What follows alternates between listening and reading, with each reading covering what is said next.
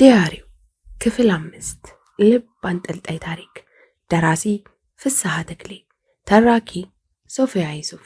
ይህንና መሰል የፍቅር ታሪኮችን ለማግኘት ቻናላችንን ሰብስክራይብ ያድርጉ።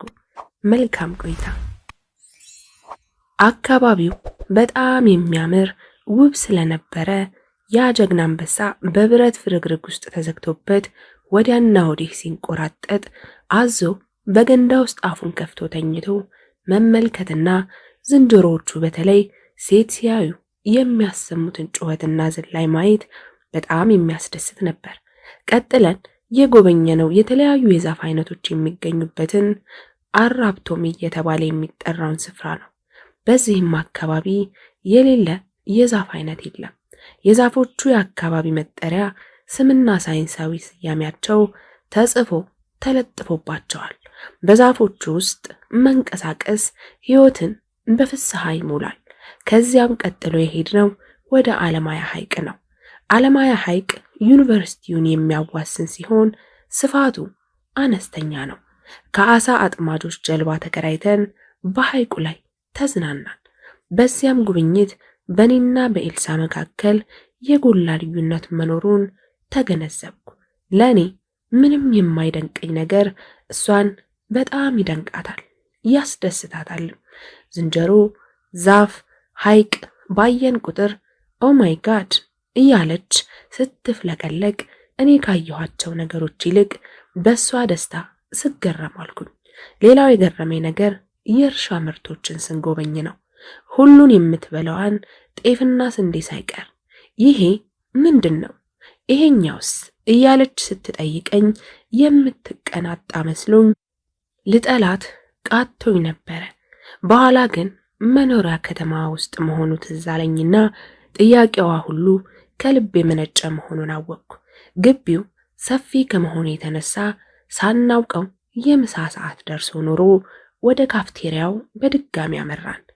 አሁን ደግሞ ምን ያቀርቡልን ይሆን እያልኩ ሳስብ ቦታው ላይ ደረስንና በውሃ የተሞላ ኩባያና ሳህን ተሰጠን።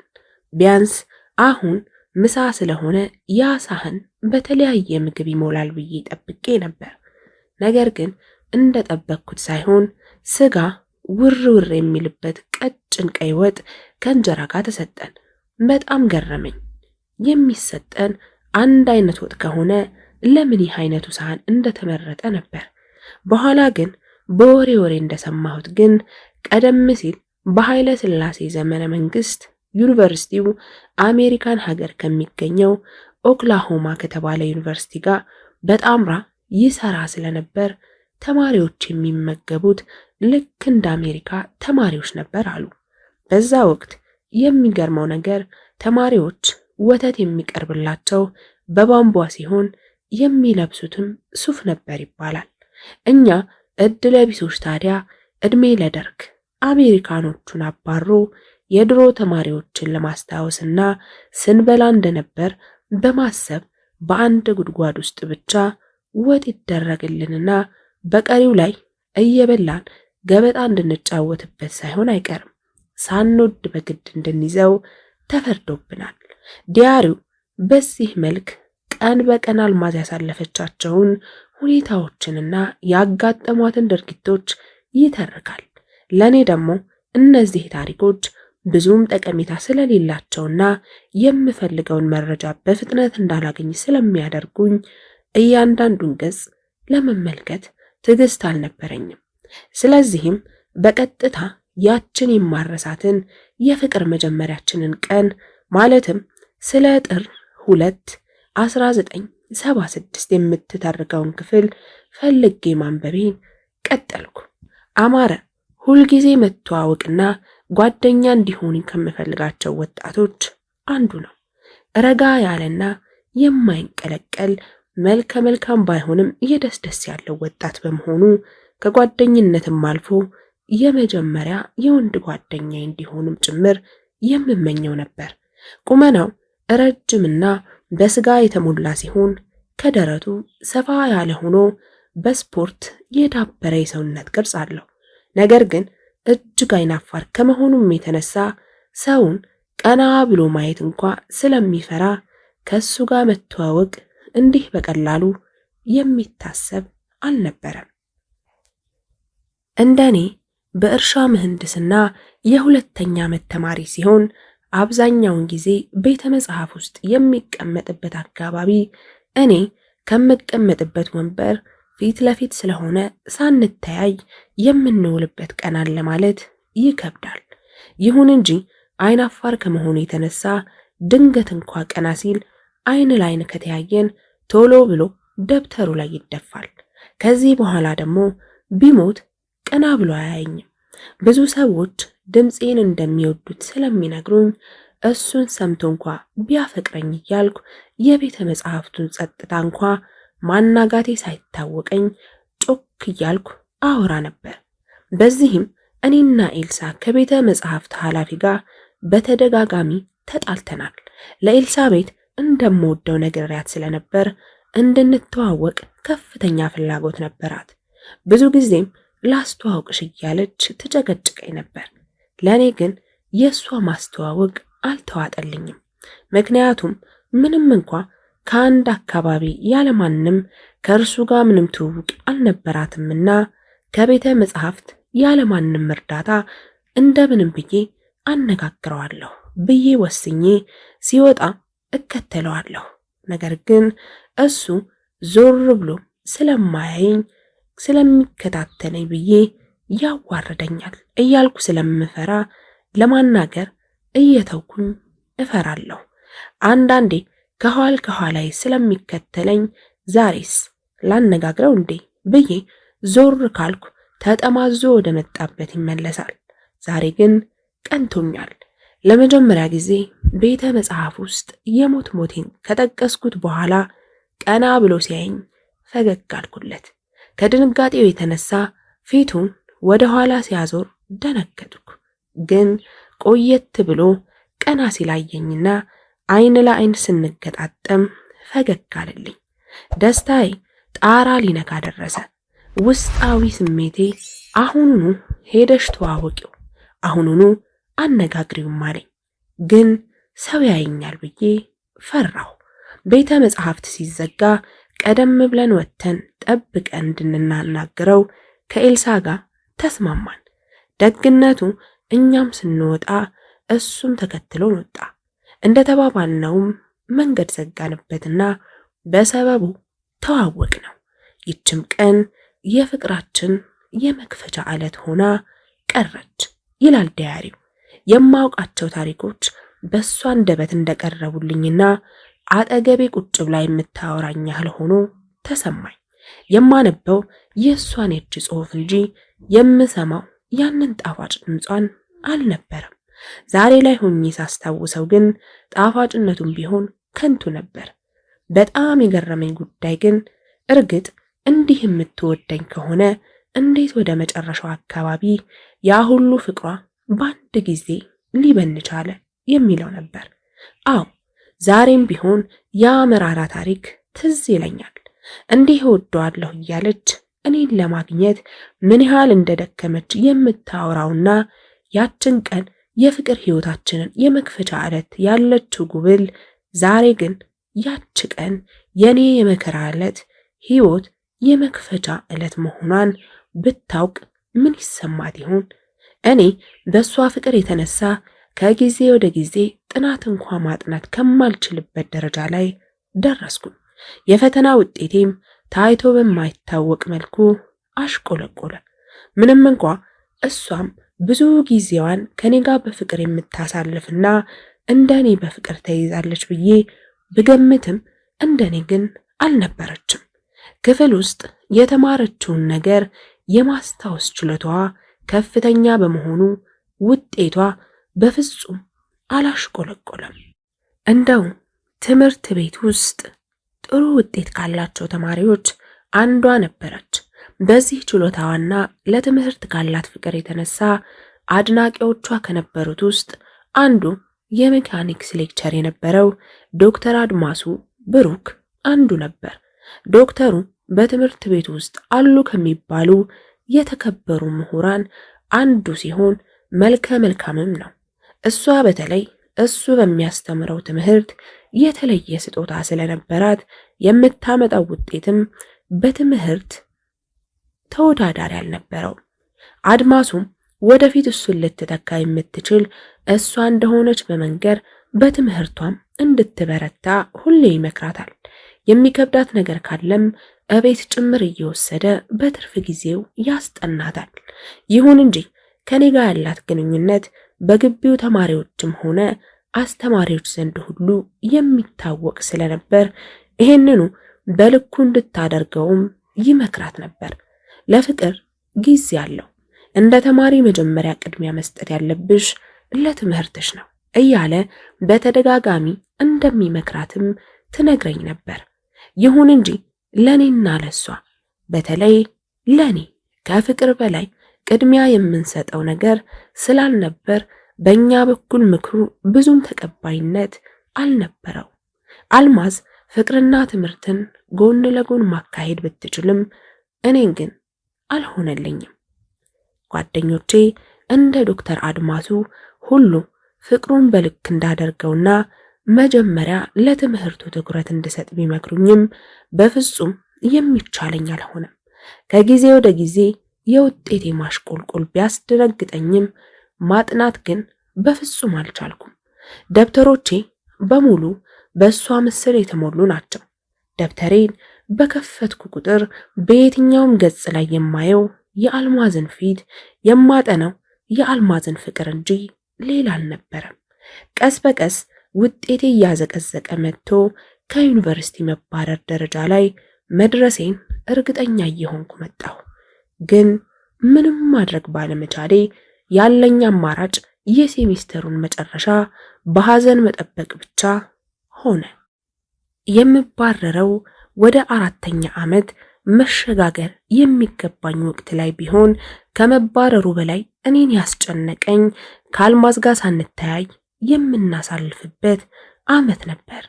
እሷ ከተመረቀች በኋላ እንደምንጋባ ቃል ተገባብተን ስለነበር ከነዚያ በኋላ ያለውን ቀሪ ህይወት ከእሷ ጋር እንደማሳልፍ እርግጠኛ ነበርኩ። ቢያንስ ዲግሪ ይዤ መውጣት ባልችል እንኳ እሷን አግኝቼ ስለምወጣና ትምህርቷንም ቢሆን ቀስ ብዬ ስረጋጋ ስለምማር አጠናቅቃለሁ እያልኩኝ ስለማስብ በዚሁ እጽናና ነበር። የኔ መባረር ቁርጥ እየሆነ ሲመጣ አልማዝ የራሷን የጥናት ጊዜ ማራዘም ጀመረች። አብዛኛውን ጊዜዋን ዶክተር አድማሱ ቤት ሆና ሁኔታዋ ሁሉ አላምርህ እያለኝ መጣ። በተለይ ዶክተሩ እኔን መንገድ ላይ ሲያየኝ ሰላምታ ለመስጠት እንኳን ከመጠየፉም በላይ አልፎ ተርፎ ስለ እኔ ስንፍና እየነገረ በቅድሚያ ብትችል ከኔ ጋር የምታሳልፈውን ጊዜ እንድትቀንስ ከዚያም ጭራሽ እንድትተው እንደሚመክራት ትነግረኝ ስለነበር ይህንኑ ተግባራዊ ለማድረግ የምትሞክር መሰለኝ። ከዚህ በተጨማሪ ዶክተር አድማሱ በቁመቱ፣ በውፍረቱ፣ በፀጉር አበጣጠርና በፀይምነቱ ከእኔ ጋር እንደሚመሳሰል እየደጋገመች ትነግረኝ ነበር። ይህ ማለት ደግሞ እሷ እኔን በአካላቴ ቅርጽና ሁኔታ ከወደደችኝ እርሱ ደግሞ ከኔ ጋር ከተመሳሰለ እሱንም ልትወደው ትችላለች ብዬ ስለፈራሁ አዘውትራ ወደ እሱ ቤት መሄዷን አልወደድኩትም ነበር። እንደፈራሁትም ከእሱ ቤት መዋሉ እየዘወተረ ሲመጣ ስለ እኔ የነበረው መጥፎ አመለካከት የተለወጠ ይመስል ከእሷ አንደበት ስለ እኔ ምንም መጥፎ ነገር እንደማይወራ ትነግረኝና በመጨረሻም ስለ እሱ ጥሩነት፣ ርኅሩህነትና ምሁርነት ተገልጾ ወሬው ይዘረጋ ጀመር። አንድ ቀን ከዚህ ጋር ተያይዞ እያወራችኝ እያለ በንዴት አሁንስ አላበዛሽውም እንዴ? እኔን እኮ ትተሽ ውሎሽም ሁሉ ከሱ ጋር ሆኗል አልኳት። እሷ ግን ምንም የመናደድ ስሜት ሳይታይባት የምለውን ሁሉ በትዕግስት አድምጣ ስታበቃ ፈገግ እያለችም እሷ የምትጠራው ለኔና ለሷ ትዳር መሰረት ለመጣል እንደሆነና በተለይ ለተወሰነ ጊዜ የሁለታችንን መተዳደሪያ የሷ ደሞዝ ብቻ ሊሆን ስለሚችል በርትታ ትልቅ ደረጃ ላይ ለመድረስ መጣር እንዳለባት ትነግረኝ ጀመር። በአባባሏ ባምንበትም ለተወሰነ ጊዜም ቢሆን በእሷ ጥገኝነት ላይ መውደቄን ሳስብና ከዶክተር አድማሱ ጋር ያላትን እየጠበቀ የመጣ ግንኙነት ሳስታውስ ጥሩ ስሜት ስለማይሰማኝ ነጭናጫና ተጣይ ሆንኩ መጣሁ። በተገናኘን ቁጥር ነገር ፈልጌ ሳልጣላት አልውልም ነበር። ነገር ግን ለአንድ ቀን ውሎ ያህል እንኳ መጨከን ስለማልችል በማግስቱ ተመልሼ እሷው ስር እገኛለሁ። መጀመሪያ አካባቢ በተለይ በዚህ በአዲሱ ጠባቂ በጣም ትናደድ ስለነበር በነጋታው ስንገናኝ ምን እየሆንኩ እንደሆነ ትጠይቀኝ ነበር። በኋላ ግን ለምዳው ይሁን ወይም በውጤቱ ተበሳጭቶ የሚያድገው ነው ብላ ገምታ እንደሆነ ባይገባኝም ጠዋትም ሆነ ማታ ስንገናኝ ምንም ነገር እንዳልተፈጠረ በሳቅና ደስታ ትቀበለኛለች። የማይደርስ የለምና ያ የፈራ ነው የመለያያ ቀናችን ደረሰ። አልማዝ በማዕረግ ስታልፍ እኔ ግን በውርደት ከግቢው ተባረርኩ። የዩኒቨርሲቲ ሕይወቴ ባሳዛኝ ሁኔታ ተደመደመ። የሆነው ቢሆን ግን እኔን ከሁሉ በላይ ሰላም የነሳኝ ትምህርቴን መቀጠል አለመቻሌ ሳይሆን ከአልማዝ የመለየቴ ነገር ነበር። አልማዝ ለኔ በጨለማ ውስጥ ሆና ብርሃን የምትለግሰኝ ደማቅ ሻማይ ነበረች። እየቀለጠች ልትጠፋ ጭልጭል ማለት ብትጀምርም አማራጭ ስላልነበረኝ በጨለማ ውስጥም ቢሆን ጉዞዬን ተያያዝኩት። እኔ ከተባረርኩኝ በኋላ ከአልማዝ ጋር ያለኝ ግንኙነት በደብዳቤ ብቻ እየሆነ መጣ። ቤተሰቦቼ ጋር አዲስ አበባ ውስጥ እየኖርኩ ስራ ማፈላለጉን ተያያዝኩት። እንደ ዕድልም ቀንቶም የአስተማሪነት ስራ አግኝቼ ወደ አፋር አሳይታ ከተማ ሄድኩ። ከአሳይታ አለማያ ድረስ ያለው ርቀትም ያው ከአዲስ አበባ አለማያ እንዳለው ርቀት በመሆኑ እንደ ልብ ሄድ ብሎ ከአልማዝ ጋር ለመገናኘት አዳጋች ሆነብኝ። በዚህ ላይ ደግሞ ከግቢ የወጣሁበት ሁኔታ ተመልሶ እዚያ ግቢ ለመሄድ የሚያሳፍር በመሆኑ ምርጫዬ በደብዳቤ ብቻ መገናኘት ሆነ። የደብዳቤዎቹን መምጣት በናፍቆት የምጠብቅ መሆኑን ያሳይታው ፖስተኛ በደንብ ያውቃል። አልፎ አልፎ ከተማ ባገኘሁት ቁጥር ለወዳጅነት ያህል ቢራ ስለምጋብዘው ደብዳቤ ከመጣ ደውሎ ይነግረኛል። አንዳንዴ ከተማ ውስጥ ስንገናኝም እንዳረሳኝ ለመግለጽ በሚመስል ሁኔታ ደብዳቤ ስላልመጣ ነው ያልጠራሁት ይለኛል። እንደነገረኝም ከሆነ ደብዳቤ በመቀበልና በመላክ በኩል በከተማ ውስጥ ተወዳዳሪ አልነበረኝም። ነገር ግን ሪከርዱን ይዤ መቆየት አልቻልኩም። ከኔ የሚላከው ደብዳቤ ባይቀንስም የአልማዝ ደብዳቤዎች ግን ቀስ በቀስ እየቀነሱ መምጣት ጀመሩ። በሳምንት የሚደርሰኝ ደብዳቤ በየ15 ቀን፣ ቀስ በቀስ ደግሞ በየወሩ እየሆነ መጣ። እየቆየም 2 እና 3 ወራት እያሳለፈ መምጣት ጀመረ። ዘግይተው የሚመጡ ደብዳቤዎችም ከይቅርታ ይጀምሩና ጥናት እንደሚበዛባት ደብዳቤዋም በዚህ ምክንያት መዘግየቱን ዶክተር አድማሱ እያደረገላት እንደሆነ ውለታውን ጠቅሳ ይጠናቀቃሉ። ናፍቆትህ ሊገለኝ ነው፣ እወድሃለሁ የሚሉትም ቃላት ከጊዜ ወደ ጊዜ እየቀነሱ ቀስ በቀስም ደብዛቸው እየጠፋ ሄደ። ያንተው አፍቃሪ የሚለው ቃልም እህትህ በሚለው ነጠላ ቃል ተተካ። ደብዳቤዎቹ በዘገዩና ይዘታቸው እየተለወጠ በመጣ ቁጥር ለኔ ያላት ፍቅር አልቋል የሚል ግምት አደረብኝ። በተለይ ከዶክተር አድማሱ ጋር ያላት ግንኙነት እንደ ድሮ ቀጥሎ ከሆነ እኔን በሱ ልትተካኝ ትችላለች የሚለው አስተሳሰብ ሁሌም ያስጨንቀኝ ነበር። ዶክተሩ ባለትዳር ስላልሆነ አንድ ሴት ልጅና አንድ ወንድ ልጅ ለብቻቸው ሲሆኑ በመሃላቸው የማይጠፋው ሰይጣን እንዳያሳስታቸው ሁልጊዜ እጸልይ ነበር። አንዳንድ ጊዜ ደግሞ አልማዝ ለኔ የነበራትን ፍቅር ሳስብ ይህ ሊሆን አይችልም ብዬ ራሴን እየደለልኩ እዝናናለሁ። ትላንትና ለኔና ለሷ የወደፊት ህይወት ከልቧ የምትጨነቀው ውድ ፍቅረኛዬ በአንድ ጊዜ ትከዳኛለች ብሎ ማሰብ የሚከብድ ነበር። ግን እርግጥ አልማዝ ትወደኝ ነበር? አዎ ትወደኛለች እንጂ። ግን እኮ ፍቅሯ ቀንሶ ቢሆንስ? አይ ይሄማ አይደረግም።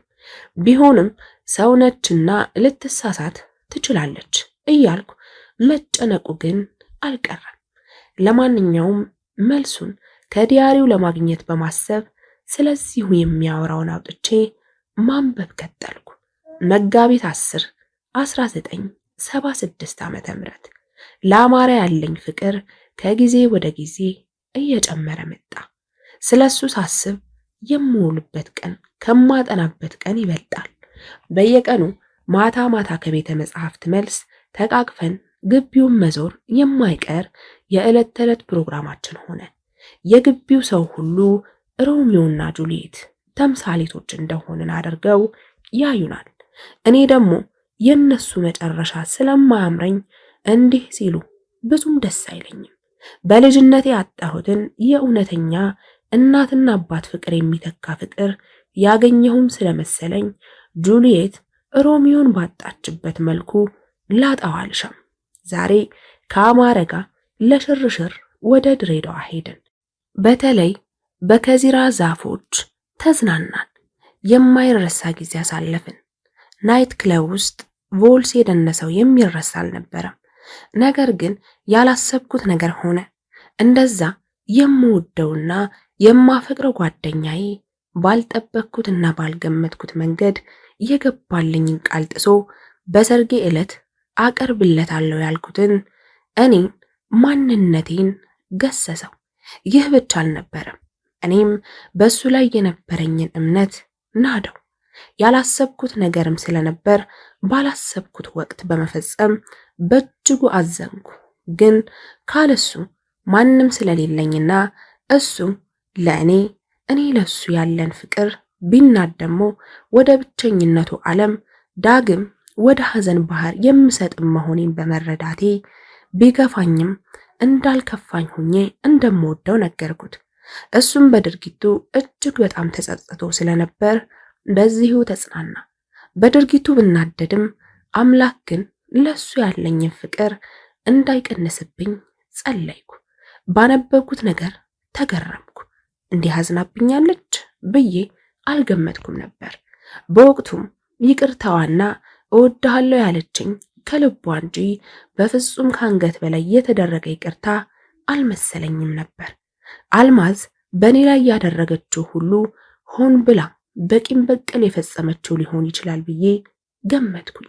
እውነቱንም ለማወቅ ዲያሪውን አለፍ አለፍ እያልኩ ማንበቤን ቀጠልኩ። ሚያዝያ 25 ቀን 1977 ዓመተ ምህረት አማረ አብዛኛውን ጊዜ ከማጥናት ይልቅ ከኔ ጋር እየተዝናና ቀኑን በሙሉ ቢያሳልፍ ደስ ይለዋል። እኔ ደግሞ ከሱ ጋር መሆኑን ባልጠላውም ለትምህርቴ የተወሰነ ጊዜ መስጠት እንዳለብኝ ግን ይሰማኝ ነበር። ሁሌም ከሱ ከተለየሁ በኋላ ሐሳብ ባህር ውስጥ ሰጥሜ እንዳልቀር መደበቂያዬ የጥናት ደብተሬ ነበር። ይህም በትምህርቴ ጥሩ ውጤት እንዳመጣ ረድቶኛል። ቀስ በቀስ የሱ ውጤት እያሽቆለቆለ መምጣት ጀመረ። አማረ ከኔ ጋር ከመተዋወቁ በፊት ጎበዝ ተማሪ የነበረ ሲሆን ለአሁኑ ውጤት ማሽቆልቆል ሆን ብዬ ያደረግኩት ባይሆንም እንኳ በተዘዋዋሪ ተጠያቂ መሆኔ እኔ ብቻ ሳልሆን ተማሪዎች ሁሉ ያውቃሉ።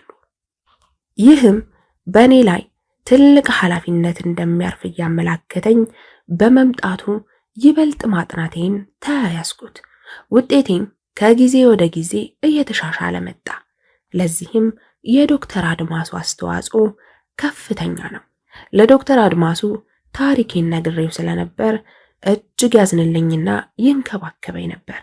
እቤቱ በትርፍ ጊዜው ብመጣ እንደሚረዳኝ ቃል ገብቶልኝ ስለነበር ከኔም በእድሜ የበሰለና ብዙ ነገር ያየ በመሆኑ በሱ ላይ ካለኝ እምነት የተነሳ ብቻውን የሚኖር ቢሆንም ምንም ሳልፈራና ሳልጠራጠር በትርፍ ጊዜ ሁሉ እቤቱ እየሄድኩ ያስጠናኝ ነበር። አማረ ይሄን ሁሉ ነገር ደስ ባይለውም የኔን ታማኝነት መጠራጠር ስላልፈለገ ደፍሮ ሊያስቀረኝ አልከጀለም። ክፍል 6 ይቀጥላል።